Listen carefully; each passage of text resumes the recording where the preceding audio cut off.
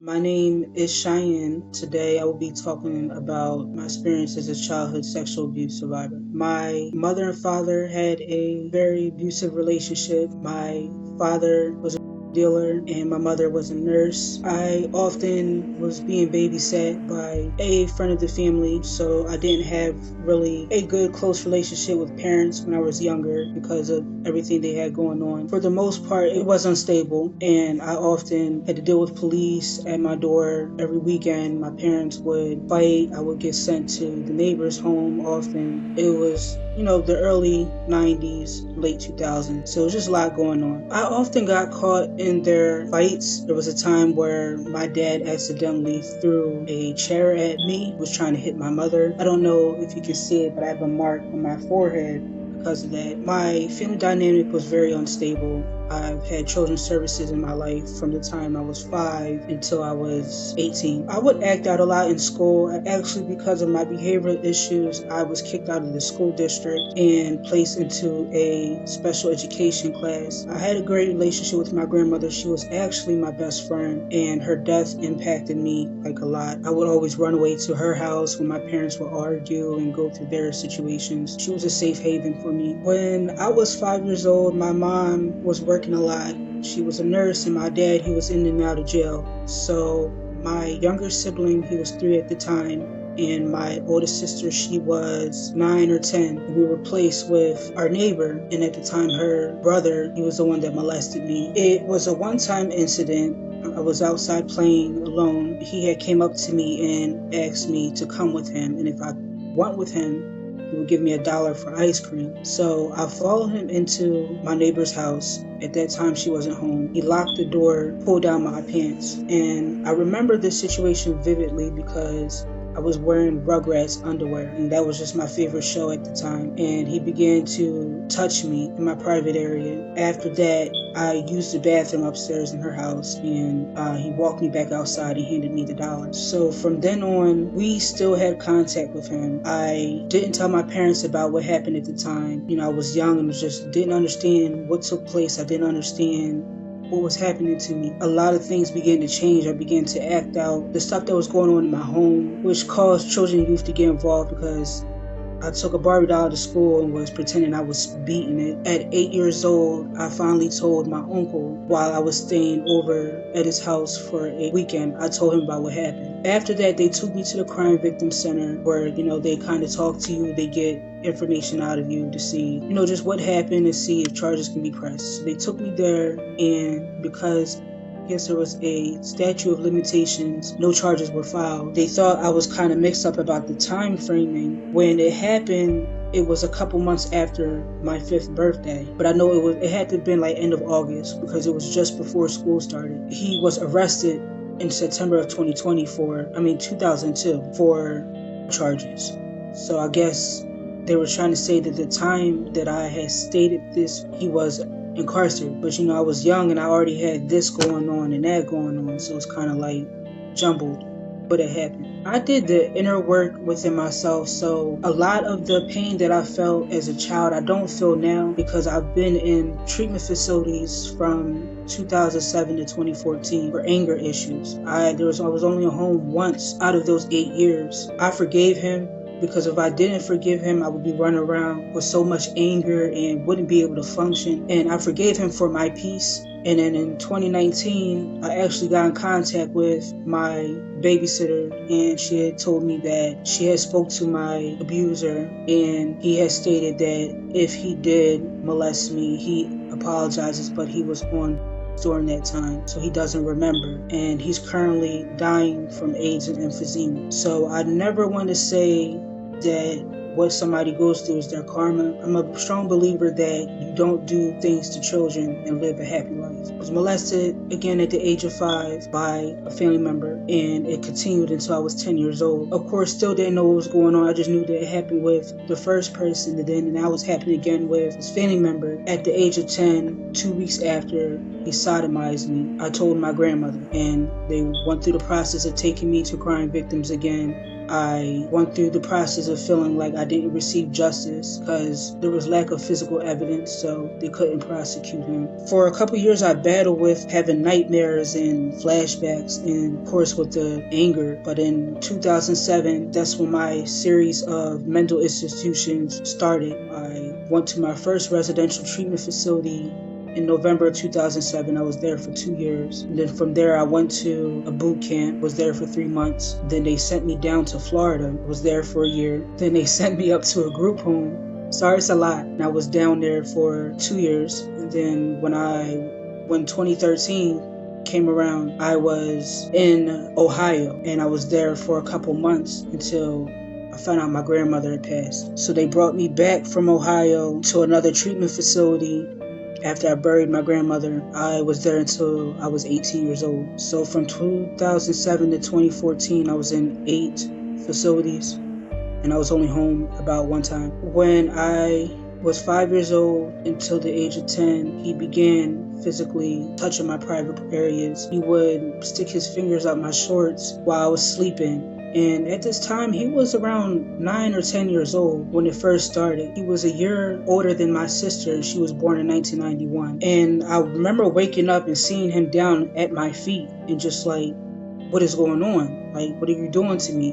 And he told me to shush and continued to touch me. Then from there, because we had stopped going to my first babysitter's house, so now we were being watched by my family member. He would, try to get me to come into rooms with him while his friends were there. I was iffy about it, didn't know what was going to happen. And then there was one evening where he had asked me if I wanted to play a game. And I'm like, okay, what game? He put me on my knees and he sodomized me. For those that don't know what sodomize means, he anally raped me. I was in pain, and afterwards I quickly took a bath. My family member came up to the bathroom and asked what was wrong, and she saw blood. She asked me what was going on, and I said, I don't know. I told her I was straining. She had scolded me for not telling her that I was getting in the tub, and I got out and went back downstairs. The last time I saw him after that incident and after telling was at that family member's funeral. And I just remember him looking at me and me feeling like so disgusted with myself and feeling just small. Years later, it came out that he had sexually assaulted my brother too. I even feel guilty sometimes because I feel like if I would have said something sooner, it wouldn't have happened to my brother. So that's something I struggle with a lot, is feeling guilty. I'm healed for what happened to me, but he's not. And I just feel as though I could have prevented. When I was younger, I really didn't know how to process my pain appropriately. I started picking up behaviors from the other kids at the facilities and cutting myself. For a moment, that felt like my problems were gone, but they really weren't. I struggled with self-esteem a lot. It wasn't really easy to talk to my parents about what happened, because they come from a generation where it's normal for them to sweep everything underneath the carpet and, oh, it happened, let's not talk about it. My mom, she's actually a survivor of sexual abuse. She was raped at age of 9. How they went through everything, they swept underneath the carpet, and it wasn't that easy for me to do. I used to fight a lot physically,